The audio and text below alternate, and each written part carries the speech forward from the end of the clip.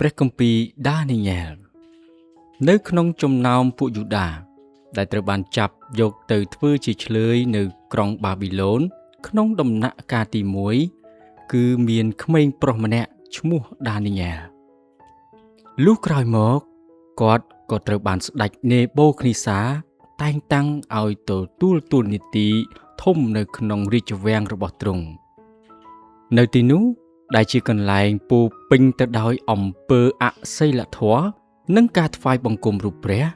ដានីយ៉ែលបានបង្ហាញលក្ខណៈសម្បត្តិដ៏បរិសុទ្ធហើយបានគោរពប្រតិបត្តិដល់ទ្រង់ដោយឥតភ័យខ្លាចអ្វីឡើយ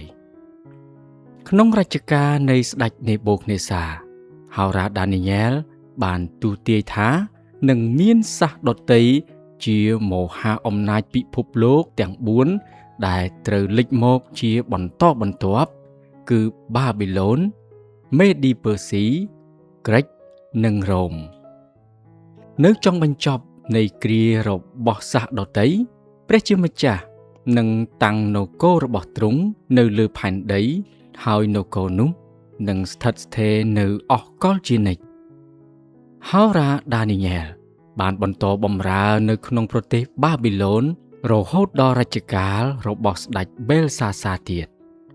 នៅចំពោះមុខស្ដេចបេលសាសាហោរាដានីយ៉ែលបានប្រកាសថាចក្រភពបាប៊ីឡូននឹងត្រូវបញ្ចប់ហើយប្រទេសមេឌីនិងប្រទេសពើស៊ីនឹងត្រួតត្រាពិភពលោកជំនួសវិញស្ដេចដារីយ៉ូសគឺជាអ្នកត្រួតត្រាម្នាក់នៃប្រទេសមេឌីពើស៊ីនៅគ្រាដំបូងក្រោយពីបានវាយដណ្ដើមយកប្រទេសបាប៊ីឡូនហើយនៅក្នុងរជ្ជកាលរបស់ស្ដេចអង្គនេះដែលហោរាដានីយ៉ែលត្រូវបានបោះចូលទៅក្នុងរូងសឹងប៉ុន្តែសេចក្តីស្មោះត្រង់របស់គាត់ចំពោះព្រះជាម្ចាស់បាននាំឲ្យទ្រង់ការពារដល់ជីវិតគាត់ហើយគាត់ក៏បានទទួលតួនាទីជាអ្នកដឹកនាំនៅក្នុងប្រទេសមេឌីពើស៊ីផងដែរតាមរយៈការបើកសម្ដែង70អាទិត្យ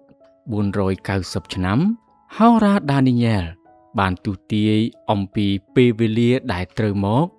រហូតដល់ព្រះគ្រីស្ទជាប់ឈើឆ្កាងបន្ទាប់មកគាត់ក៏បានទាយទុកជាមុនអំពីសេចក្តីលំបាកវេទនាដ៏ធំបំផុតសម្រាប់សាសយូដានាពេលអនាគតមុនពេលដែលព្រះគ្រីស្ទតាំងបល្ល័ង្ករបស់ទ្រង់នៅលើផែនដីការលើកឡើងឈ្មោះរបស់ហោរាដានីយ៉ែលជាចុងក្រោយគឺនៅក្នុងរជ្ជកាលរបស់ស្ដេចស៊ីរូសជាស្ដេចស្រុកពើស៊ីទ្រង់គឺជាអ្នកដែលបានចេញច្បាប់ឲ្យពួកយូដាវិលត្រឡប់ទៅទឹកដីរបស់ខ្លួនវិញដូច្នេះហោរាដានីយ៉ែលបានរស់នៅពេញ70ឆ្នាំនៃការជាប់ខ្លួនជាឆ្លើយរបស់ពួកយូដាទំនាយចុងក្រោយរបស់ហោរាដានីយ៉ែលរៀបរាប់អំពីគ្រាចុងក្រោយគឺជាពេលដែលអ្នកទទឹងនឹងព្រះគ្រីស្ទនឹងលេចមកហើយសត្រូវរបស់ពួកអ៊ីស្រាអែល